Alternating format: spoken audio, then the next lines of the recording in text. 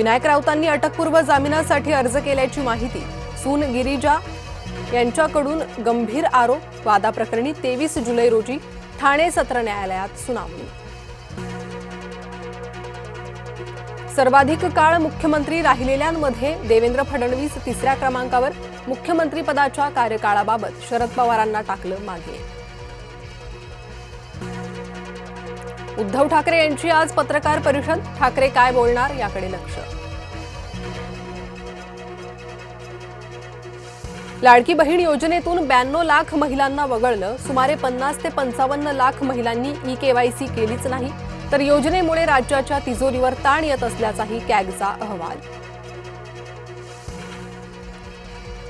मुंबईतील पायधुनीत सुरक्षा रक्षकाकडून अल्पवयीन मुलीवर अत्याचार। आरोपीला फाशी देण्याची संतप्त नागरिकांची मागणी।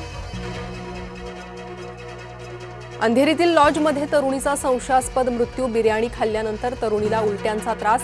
मृत्यू नैसर्गिक की हत्या, तपास सुरू।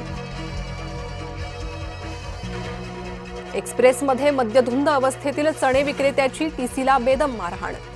त्रिवेंद्रम नवी दिल्ली सुपरफास्ट एक्सप्रेसमधील प्रकार। रेल्वेतील अवैध विक्रेत्यांचा प्रश्न पुन्हा ऐरणीवर। बदलीसाठी राजकीय दबाव टाकणाऱ्या अभियंत्याचं निलंबन। पुणे मनपाच्या पाणीपुरवठा विभागातून पथविभागात बदलीची मागणी। राजकीय दबाव टाकल्यानं अभियंता अशित जाधव निलंबित। गिरणा धरणाच्या जलसाठा 35%। एकाच दिवसात जलसाठ्यात 8% वाढ। नाशिक जिल्ह्यातील पावसामुळे पाणी पातळीत वाढ। चिपळूण शहरात रिव्हर्स घेताना कार थेट नदीत कोसळली। पाण्याची पातळी कमी असल्यानं चालक बचावला। संरक्षक भिंतीचा प्रश्न पुन्हा ऐरणीवर। घरगुती ग्राहकाला 1 लाखांचं वीज बिल। पुण्यातल्या डोणजेगाव महावितरणचा ढिसाळ कारभार। छोट्याशा खोलीला 1 लाखांचं वीज बिल कसं? महावितरणकडे तक्रार। रत्नागिरीच्या दापोलीत ऐतिहासिक वारशाला धक्का। गोवा किल्ल्याची तटबंदी कोसळली। संवर्धन कामाच्या गुणवत्तेवर प्रश्नचिन्ह।